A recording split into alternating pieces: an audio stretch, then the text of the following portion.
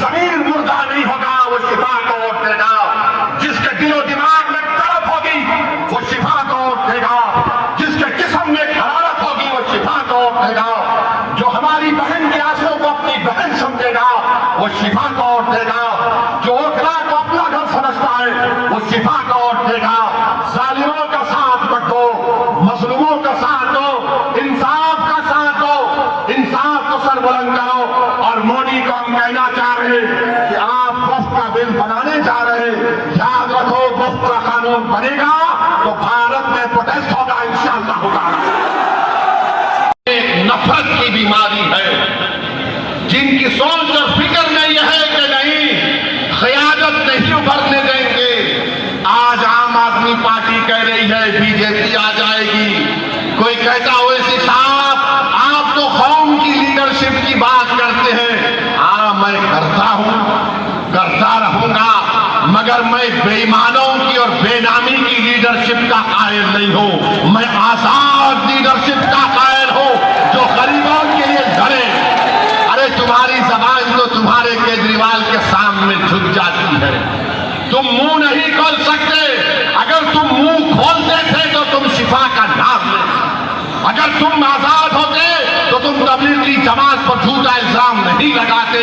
अगर तुम आजाद होते तो तुम यहाँ पर डेवलपमेंट का काम करवाते। मेरे अजीज दोस्तों और बुजुर्गों, मेरी आपसे अपील है कि ये बीजेपी का डर दिखाती है। अरे बीजेपी का डर दिखाने वालों, 2024 के लोकसभा के चुनाव में क्या मैं आया था? क्या मैं आकर बोला था आपको ये मेरा उम्मीदवार है तो बीजेपी पूरे कैसे जीत गई? क्या मैं आकर आपके कान में आइटल कुर्सी पड़ के फूका के बीजेपी को जिता दो? ये झाड़ू क्या कर रहा था उस वक्त? ये मफलर क्या कर रहा था? ये छोटा रिचार्ज क्या कर रहा था? अरे तू एक सीट पर बीजेपी पर कामयाबी हासिल नहीं करा, हम 2 सीट लड़ रहे तो इसकी नींद हराम हो गई। क्यों तकलीफ हो रही है? ये कभी नहीं चाहते कि आपकी लीडरशिप बने, आपकी एक आजाद सियासी आवाज पैदा हो। याद रखो मेरी इस बात को, मैं जब तक जिंदा रहूंगा मैं ये बात कहता रहूंगा कि भारत की जमहूरियत को अगर मजबूत करना है तो भारत की सबसे बड़ी अक़लियत को अपनी सियासी लीडरशिप को बनाना पड़ेगा। तुम मुझे पसंद नहीं करते, तुम बनाओ, मैं तुम्हारे साथ पीछे खड़े रहने को तैयार हूं। मगर याद रखो मैं इस दुनिया में रहूं या ना रहूं, अगर तुम ये काम नहीं करोगे तो 50 साल के बाद तुमको मेरी इस तकरीर के अल्फाज याद आएंगे कि एक दीवाना आकर हमसे कहा था कि अगर हमको अपने मसाइल को हल करना है, अगर हमको इंसाफ चाहिए, अगर हमको इज्जत चाहिए, अगर हमको मान सम्मान चाहिए, अगर हमको अपने बेटों को, अपने भाइयों को, अपने बाप को अपने साथ देखना चाहते हैं, जेल में नहीं, तो लीडरशिप बनाओ मेरे भाई, लीडरशिप बनाओ। याद रखो कोई आसमान से उतरकर तुमको लीडर नहीं बनाएगा। बगैर किसी के तुमने यहां पर शाहीन बाग को खड़ा किया, तुमने खड़ा किया शाहीन बाग को, कोई बाहर से नहीं आया था। तुमने पूरी भारत को एक राह दिखाई कि एहतजाज क्या होता है। मैं शाहीन बाग के उन माँ और बहनों को सलाम करता हूं कि तुमने बेबाकी से निकलकर भारत की हर महिला को कहा कि देखो हम निकलकर आज एहतजाज कर रहे हैं। मैं उन माँ और बहनों से, उन नौजवानों से, बुजुर्गों से कहूंगा तुमको शाहीन बाग की तारीख 5 तारीख को दोहराना है इंशाअल्लाह ताला। क्या आप दोहराएंगे उस तारीख को? क्या आप शाहीन बाग की तारीख को दोहराएंगे या फिर हम भूल जाएंगे हमारे उन बच्चों को और हमारी बेटियों को जेल में आज सड़ रहे हैं, जिनकी औलाद अपने बाप को देखने के लिए तड़प जाती है, जिनकी बीवियां उनको देखने के लिए तड़प जाती है, जिनकी माँ और बाप रो रो कर रातें गुजार रहे, बीमार हो जा रहे हैं, मगर उनको बेल नहीं होती है। उनका जुर्म सिर्फ इतना है कि उनका नाम शिफा ताहिर और सैफी है, जिसका नाम केजरीवाल है वो बाहर है। अरे तुम जब बाहर आ सकते तो हम क्यों नहीं आ सकते बताओ? ये दोहरा म्यार कैसा चलेगा। बहरहाल मेरे अजीज दोस्तों और बुजुर्गों, अपनी हिम्मत और हौसले को बुलंद रखिए। डरने और घबराने की जरूरत नहीं है। हम 2 सीट पर लड़ रहे, दोनों पर इंशाअल्लाह कामयाब होंगे। ये आपकी कामयाबी होगी, ये आपकी कामयाबी होगी। अरे जो बाहर रहकर डेवलपमेंट नहीं करा सका, जो अंदर है वो जब बाहर आएगा तो शेर जब ओखला की सड़कों पर छिपा चलेगा तो उसके नाम से, उसकी कुर्बानियों से, उसकी मेहनत से मुझे यकीन है कि ओखला में एक नई तारीख लिखी जाएगी। ये एक तारीखी जगह है मेरे अजीज दोस्तों और बुजुर्गों। यहाँ पर बहुत से डेवलपमेंट के काम करवाना है। हैदराबाद में मजलिस के 7 एमएलए हैं। हमने मेरी कॉन्स्टिट्यूंसी में मैंने 800 करोड़ का एक फ्लाईओवर बनाया हूं 7 एमएलए के साथ। हुकूमत टीआरएस की थी, अब कांग्रेस की है। चंद्रायन गुट्टा अकबरुद्दीन अवैसी का असेंबली हल्का, वहां पर कांग्रेस की हुकूमत ने 290 करोड़ रुपए का खाली सीवरेज लाइन का काम शुरू हुआ है। याद रखिए ये क्यों पॉसिबल है, क्योंकि आपने अपनी लीडरशिप को बनाना है। अगर आप अपनी लीडरशिप को बनाएंगे, ये आपकी कामयाबी होगी। याद रखो, कांग्रेस हो, आप हो, बीजेपी हो, एक बात पर मुत्तफिक है कि सबकी लीडरशिप हो सकती है, मगर जो जाकिर हुसैन का नाम लेने वाले हैं, जो अल्लामा फजले कैराबादी का नाम लेने वाले हैं, जो मौलाना महमूदुल हसन का नाम लेने वाले हैं, इन लोगों की लीडरशिप नहीं होने देंगे। मैं आपसे अपील कर रहा हूं कि अपनी लीडरशिप को पैदा करो, और वो कैसे पैदा होगी? आपके मुत्तहिद होने से, आपके कोड के सही इस्तेमाल करने से।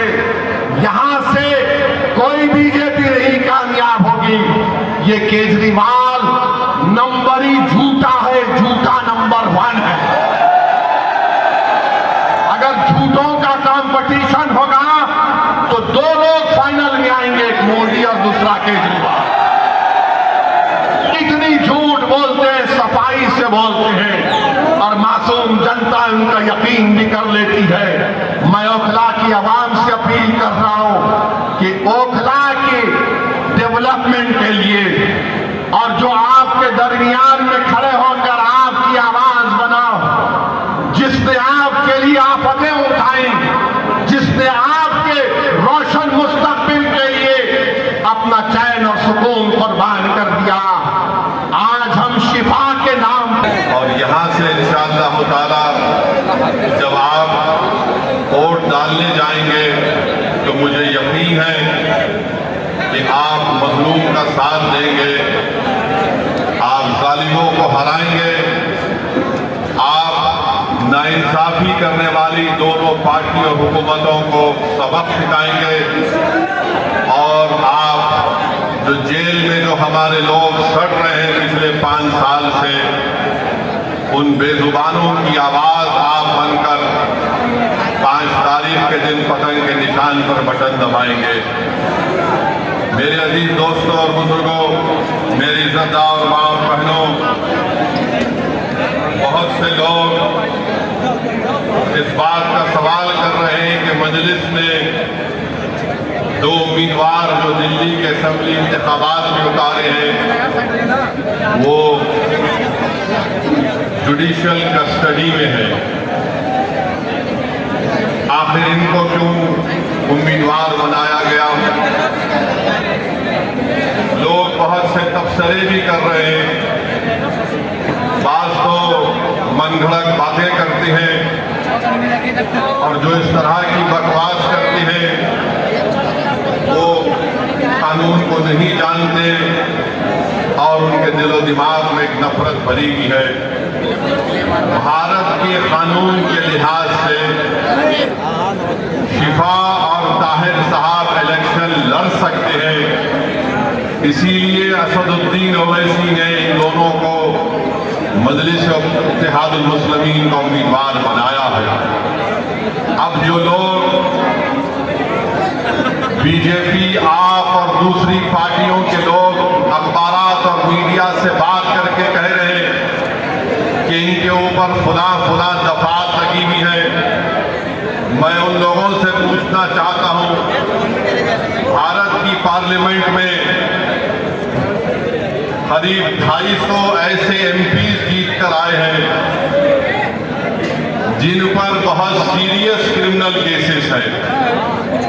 250 में से 170 के ऊपर रेप का मुकदमा है, एमपी है, मर्डर का मुकदमा है, एमपी है, अटेम्प्ट टू मर्डर का मुकदमा है, एमपी है, किडनैपिंग का केस है, एमपी है, महिलाओं के खिलाफ केसेस है, एमपी है।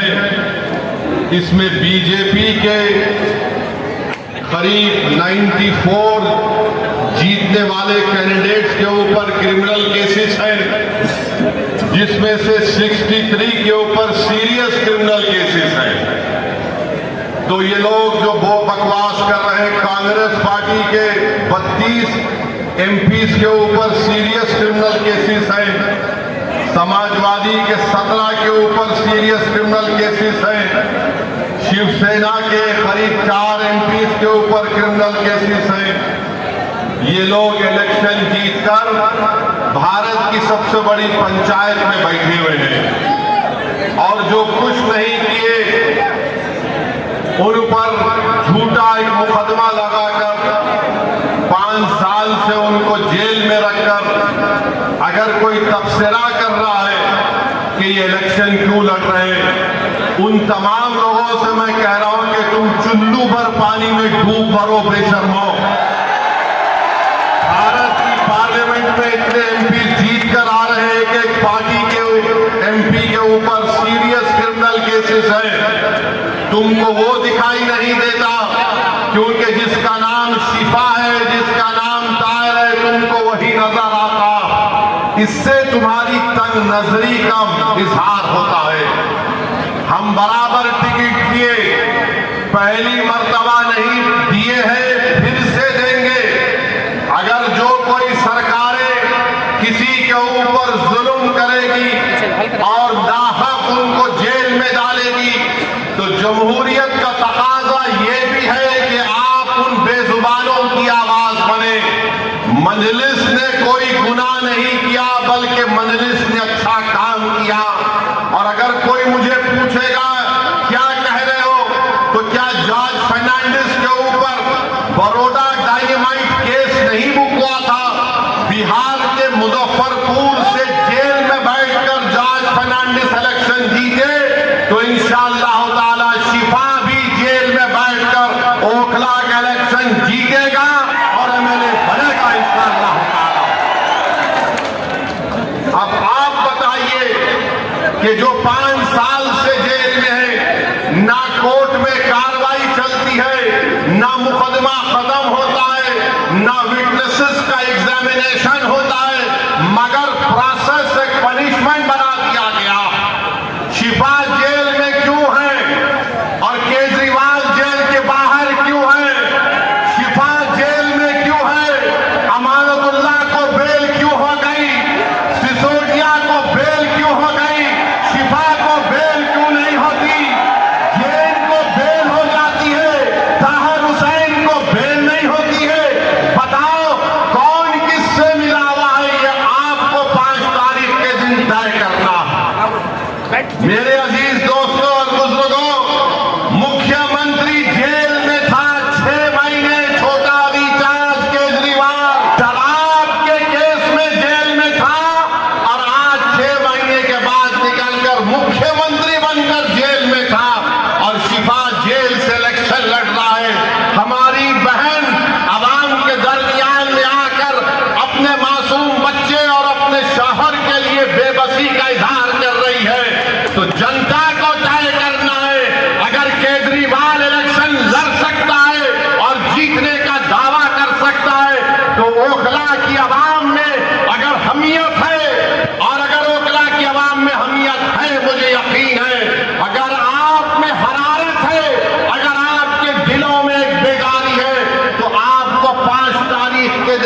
खिलाफ रहम करना पड़ेगा। इस देश में अगर केजरीवाल को बेल हो सकती है और इलेक्शन लड़ सकता है 6 महीने के बाद, तो शिफा को हम जेल में बिठाकर इलेक्शन जिताएंगे। ये जमहूरियत की कामयाबी होगी। अगर नरेंद्र मोदी के पार्टी में ऐसे 9 MP हैं जिन पर क्रिमिनल केसेस है, तो मजलिस ने कोई गुनाह नहीं किया, कानून इजाजत देता है, हमने अपने उम्मीदवारों को मैदान में उतारा। जो लोग ये आम आदमी पार्टी के कह रहे नहीं वोट कटेगा, अरे 94 से लेकर 2019 तक यहां से अल्पसंख्यक समाज का उम्मीदवार एमएलए बना। अब तुमको बीजेपी कैसे याद आ गई? तुमको ईडी पकड़ के लेके गई, तुम कौन सी चाय पीकर बेल हासिल करे हमको बताओ। तुमको बेल कैसे मिल जाती है, शिफा को क्यों नहीं मिलती? तुम्हारे आका केजरीवाल को 6 महीने के बाद बेल मिल जाती है, शिफा को क्यों नहीं मिलती? सिसोदिया 16 महीने जेल में बेल मिल गई, जेल में बेल मिल गई। बताओ कहीं तुम कुछ सेटिंग तो नहीं कर लिए? तुम मुझ पर इल्जाम लगाते हो और आज हम मजलिस उम्मीदवार का खड़ा करी तो नहीं बीजेपी जीत जाएगी। अरे ओखला की वोटर लिस्ट केजरीवाल तेरे मुंह पे फेंक कर कह रहा हूं, यहां से सिपाही जीतेगा इंशाअल्लाह ताला। ये डराने का काम मत करो आप आम आदमी पार्टी के लोगों। नहीं बीजेपी आ जाएगी। मुझे मालूम है कि तुम्हारे दिल में डर पैदा हो गया है, तुमको नजर आ रहा है तुम्हारी नाकामी जो इंशाअल्लाह हकीकत में तब्दील होगी। लोग बोल रहे हैं और मैंने खुद देख रहा है, 5 साल पहले भी मैं आपके दरमियान में आया था और आज भी आया हूं। ओखला में कोई डेवलपमेंट, विकास, तरक्की नजर नहीं आती। केजरीवाल मैं तुझको चैलेंज कर रहा हूं, सुबह आ जा इस रोड पर, तू यहां ठहर के बोल। सुबह 9 बजे आ जा केजरीवाल, मैं भी आता हूं।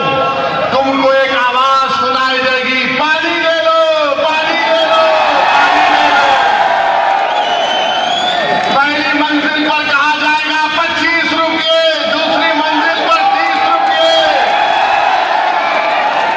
अरे मफलर कितना झूठ बोलेगा तू, कितना झूठ बोलेगा? पानी फ्री कर दिया, बिजली फ्री कर दिया, पूरा फ्री कर दिया। मोदी जी ने बोले ये फ्री लो, वो फ्री लो। ये क्या इनके अब्बा के अकाउंट से दे रहे हैं? फ्री लो। ये जनता का पैसा है। मगर ओखला की आवाम तुमको पानी फ्री में मिलने का दावा केजरीवाल और मोदी कर रहे हैं। मेरी मां और बहनों, तुम्हारे अकाउंट में इतने पैसे डालने का वादा कर रहे हैं, मगर 5 तारीख के दिन तुमको याद रखना पड़ेगा कि ना शिफा फ्री है, ना ताहिर फ्री है, ना सैफी फ्री है। ऐसे कई लोग फ्री नहीं है। ये लोग फ्री नहीं है, मगर दावा तो बहुत करते हैं केजरीवाल पानी नहीं पहुंचा सके यहां पर, हम ऐसा कर देंगे। बड़े बड़े बुलंदबाज दावे करते हैं, आओ केजरीवाल ओखला में तुमको माउंट एवरेस्ट हम दिखाते हैं, जो तुमने यहां पर कचरा एक पहाड़ बनाकर रख दिया। यहां ओखला में आप मेरी बात से अगर मुत्तफिक है तो हाथ बढ़ाकर कहिए, अभी नहीं बोलने के बाद। 1 गज जमीन की कीमत कितनी है? 3 लाख के ऊपर है ना, 3.5 लाख के करीब है। 3 साढ़े 3 लाख। 100 गज का फ्लैट 60 लाख के ऊपर है। बताओ फिर यहां पर डेवलपमेंट क्यों नहीं हुआ? जब इतनी महंगी जमीन है, इतने एक आरएसएस के इंस्टीट्यूट से निकला। इन दोनों में कोई फर्क नहीं है। हिंदुत्व की बात दोनों करते हैं। अरे बोलो, तुम्हारी जबान पे कभी नाम आया 5 साल में ताहिर हुसैन का? यही ताहिर हुसैन के मकान के ऊपर मौजूदा मुख्यमंत्री, ये बरसर इख्तिदार पार्टी के कई लोग ताहिर हुसैन के घर पर बैठकर कहते थे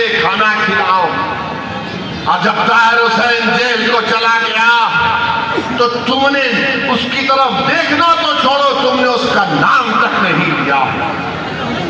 बताओ मैंने कौन सा गुनाह किया, कौन सा गुनाह हमने किया? अगर हम जो लोग आज जेल की 4 सलाखों के पीछे, उन दीवारों के पीछे जिनको खामोश और गुमनामी की जिंदगी में डाल दिया गया था, मजलिस यही चाहती है कि तुम जेल में डालोगे तो हम उनको जनता में लाके खड़ा करेंगे। अदालत इंडिपेंडेंट है, हम इसकी इज्जत करते हैं, मगर उन सरकारों ने उनको जेल में डाला था।